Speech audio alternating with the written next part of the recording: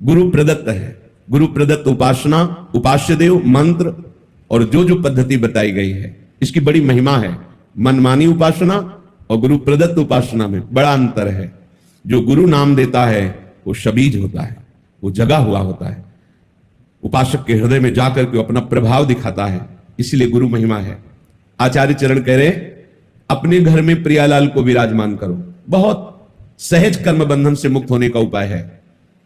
भले आप गृहस्थ हैं, व्यापार नौकरी जो भी कार्य करते हैं, घर में प्रियालाल को विराजमान करो। पहले हृदय में बात बैठा लो, इस घर के मालिक प्रियालाल, मेरा परिवार, ये भाव हटाओ, ये प्रियालाल के सदस्य और मैं इन सदस्यों सहित प्रियालाल का सेवक। बैठा लो, स्वामी नहीं, मैं इस घर का स्वामी, मैं परिवार का स्वामी, मैं परिवार को चलाने वाला। बस अब जो कर्म करोगे उद्देश्य गलत हो गया, अब ये सब बंधन कारक हो जाएगा।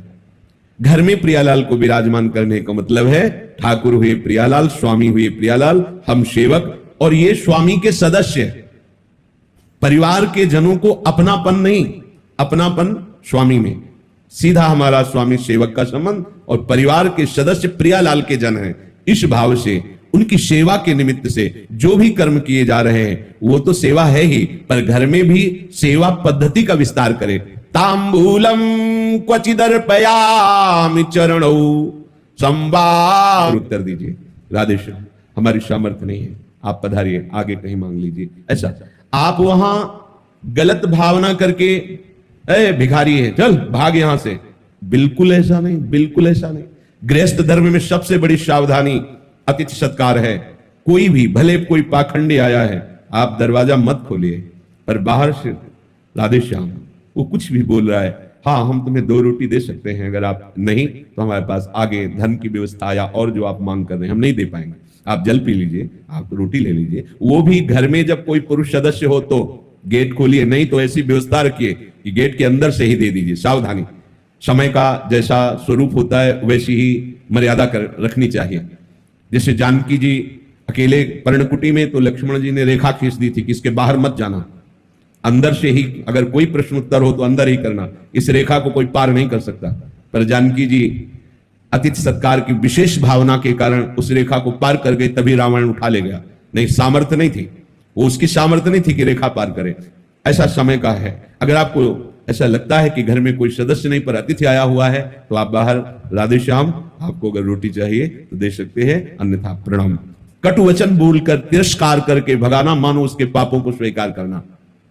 दूसरी बात, जैसे कोई संत आया है, आप जिसका परिचय भी जानते हैं, आप आदर पूर्वक उससे बैठाला, मृदु शब्दों का प्रयोग किया और 4 लोगों को बताते कि हमारे घर में संत आते हैं तो हम ऐसा ऐसा ऐसा करते हैं, उससे आपके अभिमान को सुख मिलता है। अब ये कर्म कल्याणकारक नहीं रहा, ये बंधनकारक बन गया। ध्यान दीजिए, जो हम 4 लोगों से कहकर बड़ाई पाने की इच्छा से अपने कर्मों को प्रकाशित करते हैं तो बड़ा सात्विक कर्म किया हुआ भी वो बंधनकारक बन जाता है और प्रायः अहंकार पचने नहीं देता। हम वृंदावन में गए थे, इतने का भोग लगाया था, इतना बिहारी जी को भोग लगाया, इतने संतों को पवाया, ऐसा किया वैसा, ये अहंकार का पोषण हो रहा है। अब वही कर्म तुम्हारे बंधन, शुभ बंधन जैसे अशुभ बंधन, ऐसे शुभ बंधन कारक बन गया। तो इसमें चल रही, आपका प्रसाद पाया, पवाना शुरू हुआ, आप बाहर निकल के खड़े, कोई खड़ा है कि मुझे भोजन मिल जाएगा क्या, परिचय जानने की जरूरत नहीं, हाथ जोड़िए, मानसिक प्रणाम कीजिए या पंचांग प्रणाम कीजिए, बैठा लिए और उसे छक के भोजन पाइए। अगर आप ऐसा विधान नहीं देते तो आप पाने का अधिकार नहीं रखते, पक्का समझ लीजिए। इसमें कभी भी त्रुटि नहीं होनी चाहिए, चाहे वो गृहस्थ हो चाहे विरक्त हो। जो विरक्त कुटिया बना सकता है उसके पास संग्रह है। अगर अन्न का संग्रह, अर्थ का संग्रह है तो प्राप्त सेवा का तिरस्कार करना अपराध माना जाएगा, उसमें ये नहीं चलेगा। तो आप लेट हुए, नहीं, पुनः रसोई निर्माण करो और 4 रोटी बनाकर श्री जी को अर्पित करके उसको पवाओ, तभी इस सुविधा का सदुपयोग माना जाएगा।